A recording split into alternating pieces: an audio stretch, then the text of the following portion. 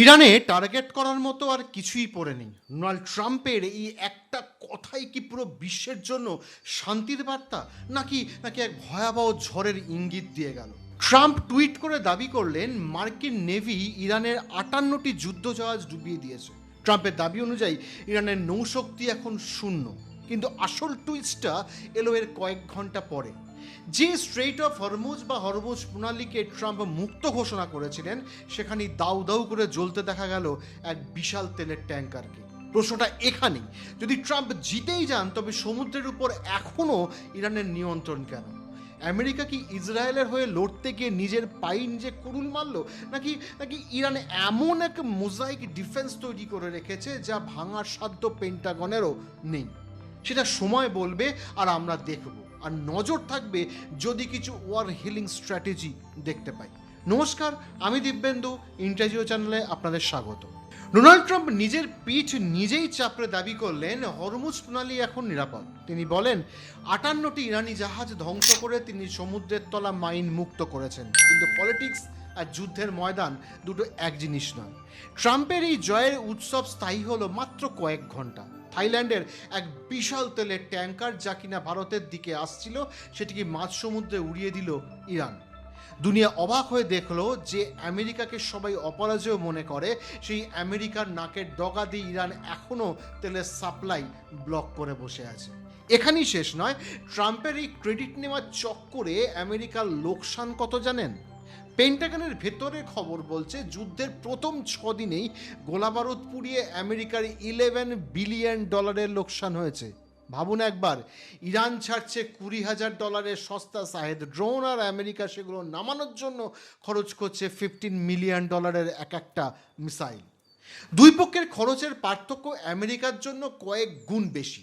পেন্টাগনের উপর অনবরত চাপ বাড়ছে যে আপনারা যে অস্ত্র ব্যবহার করছেন আর ইরানের দিক থেকে তীর চালানো হচ্ছে, আর আপনারা দামি মিসাইল দিয়ে সেই তীরটাকে আটকাচ্ছেন। এতে আপনাদের খরচ বহুগুণ বেড়ে যাচ্ছে। এটা কি যুদ্ধ, নাকি আমেরিকার অর্থনীতির দেউলিয়া হওয়ার শুরু? এখন প্রশ্ন হলো, আমেরিকা কেন ইরানকে দমাতে পারছে না? কেন পেন্টাগনের বাঘা বাঘা জেনারেলরা ইরানের কাছে এসে মুখ থুবড়ে পড়ছেন? এর উত্তর লুকিয়ে আছে ইরানের মোজাইক ডিফেন্স সিস্টেমের মধ্যে। সহজ ভাষায় বুঝুন, আমরা যখন মেঝেতে ছোট ছোট টাইলসের টুকরো দিয়ে মোজাইক করি, সেগুলো কি কোনো নির্দিষ্ট কেন্দ্র থাকে? থাকে না। ইরানের সেনাবাহিনীও ঠিক তেমন। আমেরিকা বা ইসরায়েল সবসময় ভাবে মেইন হেডকোয়ার্টার উড়িয়ে দিলেই কেল্লা ফতে। কিন্তু ইরানে কোনো মেইন হেডকোয়ার্টার বলে কিছু নেই। খামেনেইর মৃত্যুর পর আমেরিকা ভেবেছিল ক্ষমতা বদলে যাবে, কিন্তু না। খামেনেই মারা যাওয়ার পরে ইরানকে 7টি সেপারেট কমান্ডে ভাগ করে গেছেন। আইআরজিসি, বাসিজ মিলিশিয়া, নৌবাহিনী, সবাই এরা স্বাধীন। এদের নির্দেশ দেওয়ার জন্য তেহরানের দিকে তাকিয়ে থাকতে হয় না। প্রতিটি কমান্ডের কাছে 4 জন করে উত্তরাধিকারী তৈরি আছে। মানে 1 নম্বর কমান্ডার মারা গেলে সাথে সাথে 2 নম্বর কমান্ডার হাতে কমান্ড তুলে নেবে। এটি হলো ইরানের ডিসেন্ট্রালাইজড স্ট্র্যাটেজি। আপনি যদি সাপের মাথা কাটতে চান, তবে দেখবেন ইরানের প্রতিটি দেওয়াল থেকে একটা করে নতুন মাথা বেরিয়ে আসছে। এটি কোনো সাধারণ ডিফেন্স নয়, এটি বছরের পর বছর ধরে আমেরিকা ও ইসরায়েলের গোয়েন্দা সংস্থাকে বোকা বানানোর একটা মাস্টার প্ল্যান। কিন্তু ইরান এই কায়দা শিখলো কোথা থেকে? বিশেষজ্ঞরা বলছেন এর পিছনে রয়েছে চীনের মাও সেতুংয়ের প্রলংড ওয়ার বা দীর্ঘ যুদ্ধের থিওরি।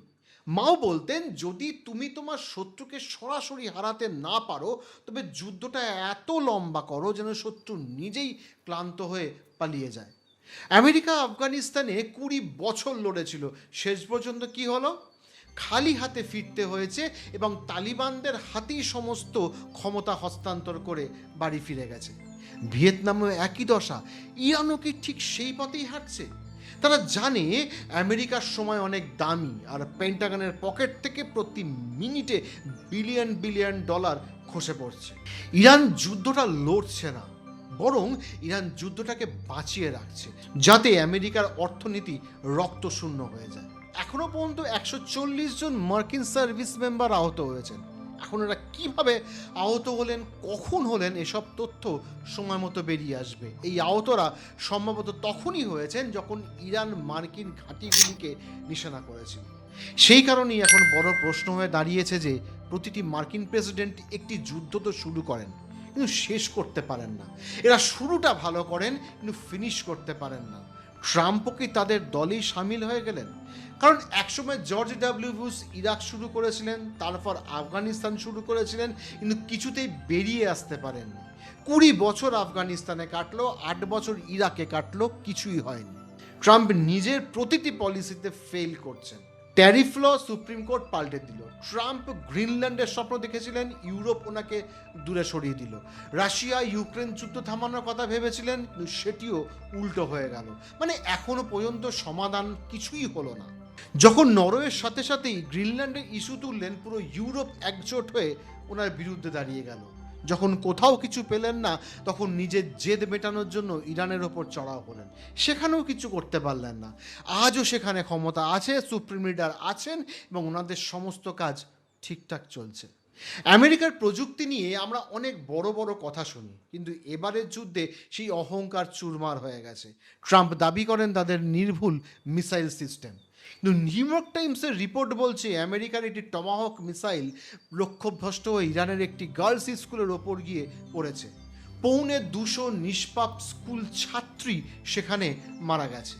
শুরুতে ট্রাম্প এটা অস্বীকার করেছিলেন, এমনকি দায় চাপিয়েছিলেন ইরানের ওপরই, কিন্তু তদন্তে বেরিয়ে এসছে এটা ছিল আমেরিকান মিসাইলের সিস্টেমের চরম ব্যর্থতা। যে আমেরিকা দুনিয়াকে মানবাধিকারের জ্ঞান দেয়, তারা আজ নিজের হাতে শিশুদের রক্তে হাত রাঙিয়েছে। টমাহক মিসাইল ছাত্রীদের স্কুলের ওপর চলে যাওয়া নিয়ে নিউ ইয়র্ক টাইমস লিখছে, US at fault in strike on school in Iran. অর্থাৎ আমেরিকা যে দুনিয়াকে হিউম্যানিটারিয়ানের গ্রাউন্ডের শিক্ষা দেয়, জ্ঞান দেয়, যে কোনো নাগরিকের মৃত্যু যেন না হয়, সে নিজেই হামলার প্রথম দিনে 250 মেয়েকে স্কুলে মেরে দিল। এই বিষয়ে এখন মানবাধিকার কর্মীরা প্রশ্ন তুলছেন যে শত্রুতাকে খামেনির সাথে ছিল নাকি বাচ্চাদের সাথে। Tomahawk, which is one of the most powerful weapons around, is used by, sold and used by other countries, you know that. আপনারা তো প্রগতিশীল চিন্তার ছিলেন, তাই না? আপনারা তো চেয়েছিলেন যে মেয়েরা পড়ুক, আপনারা তো ইরানকে একটি মুক্ত সমাজ দিতে চেয়েছিলেন, আপনি তো চেয়েছিলেন সেখানকার বাচ্চারা পড়ুক, মেয়েরা খোলামেলা জীবন কাটাক। আপনি সেই মেয়েদেরই মেরে দিলেন। এতে ইরানের সাধারণ মানুষের মধ্যে আমেরিকার প্রতি প্রচণ্ড ঘৃণা বেড়ে গেছে।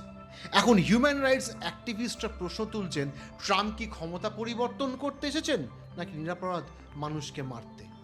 এই পুরো গ্যারাকলে সবথেকে বেশি লাভ কার হচ্ছে জানেন?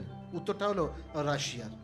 মধ্যপ্রাচ্যে যখন আগুন জ্বলছে, পুতিন তখন তেলের দাম বাড়িয়ে নিজের পকেট ভরছেন। আমেরিকা ইরানকে ব্লক করার চেষ্টা করছে, আর রাশিয়া ভারতকে তেল দেওয়ার অফার দিয়ে নিজের টাকার ক্ষমতা বাড়াচ্ছেন। বিশ্বের 20% তেলের সাপ্লাই হয় এই হরমুজ প্রণালী দিয়ে। ইরান সেখানে চোখ লাগিয়ে বসে আছে। তেলের দাম বাড়া মানে দুনিয়া জুড়ে মূল্য বৃদ্ধি, আর এর ফলাফল হবে স্ট্যাগফ্লেশন, অর্থাৎ বাজার মন্দা আর জিনিসের দাম আকাশ ছোঁয়া। ট্রাম্প নিজেকে ট্যারিফ প্রেসিডেন্ট বলতে ভালোবাসেন, কিন্তু তিনি হয়তো বুঝতে পারছেন যে তার এই যুদ্ধ পুরো বিশ্বকে এক গভীর অর্থনৈতিক মন্দার দিকে ঠেলে দিচ্ছে। শেষে একটা প্রশ্ন থেকেই যায়, ট্রাম্প কি আসলেই বিজয়ী, নাকি তিনি একটি চোরাবালিতে পা দিয়েছেন যেখান থেকে বেরোনোর কোনো রাস্তা নেই? ইরান আজ শর্ত দিয়েছে, যদি হরমুজ প্রণালী দিয়ে তেল নিতে হয় তবে আমেরিকা আর ইসরায়েলের রাষ্ট্রদূতদের দেশ থেকে বার করে দাও, অর্থাৎ কন্ট্রোল এখনও ইরানের হাতে। ইসরায়েলে ইরানের সাথে লড়াটার কোনো বিকল্প ছিল না, সেটা একটা সিদ্ধান্ত ছিল, আর এটা লড়তেই হতো, কারণ ইসরায়েলের সবসময় সমস্যা ছিল ইরান নিয়ে। কারণ ইরান হিজবুল্লাহ হোক, হামাস হোক, হুতি হোক, সব দিক থেকে তাদের সমস্যা দিয়েছে, আর এই জঙ্গি গোষ্ঠীগুলোকে ক্রমাগত সাহায্য করে গেছে। ইসরায়েলের সাথে ইরানের দ্বন্দ্ব বোঝা যায় কারণ ইরান ইসরায়েলকে একদম পছন্দ করে না, সে ইসরায়েলকে খতম করতে চায়। এখন যখন খতম করতে চায়, নেতানিয়াহু যে চালটি ভালো খেলেছেন তা হলো উনি এই যুদ্ধে আমেরিকাকে সাথে নিয়ে এসেছেন। ইরান তো আপনাকেও গাল দেয়, ও ডেথ টু আমেরিকা বলে স্লোগান দেয়, তো আপনিও চলুন। আর তার সাথে ইকোনমিক অ্যাটাচমেন্টও আছে। আমেরিকার 1/3 বিজনেস ইহুদিরা চালায় এবং 50% জিডিপি শেয়ার ইহুদিদের হাতে। ট্রাম্প বাবাজি, তুমি যাবে কোথায়? তো ট্রাম্প এলেন এবং আমেরিকার সাথে আসার ফলে এই যুদ্ধে সব থেকে বড় যে সমস্যাটা হলো তা পুরো ওয়ার্ল্ডের ক্ষতি হওয়া। আর এটা যদি শুধুমাত্র ইসরায়েল আর ইরান পর্যন্ত থাকতো তবে স্ট্রেট অফ হরমুজে এত সমস্যা হতো না। আমেরিকার সাথে আসার ফলেই পুরো খেলাটা বিগড়ে গেল। আমেরিকা মিসাইল দাগতে পারে, শহর ধ্বংস করতে পারে, কিন্তু তারা ইরানের সেই মোজাইক ডিফেন্স বা সাধারণ মানুষের প্রতিরোধের দেওয়াল ভাঙতে পারছে না।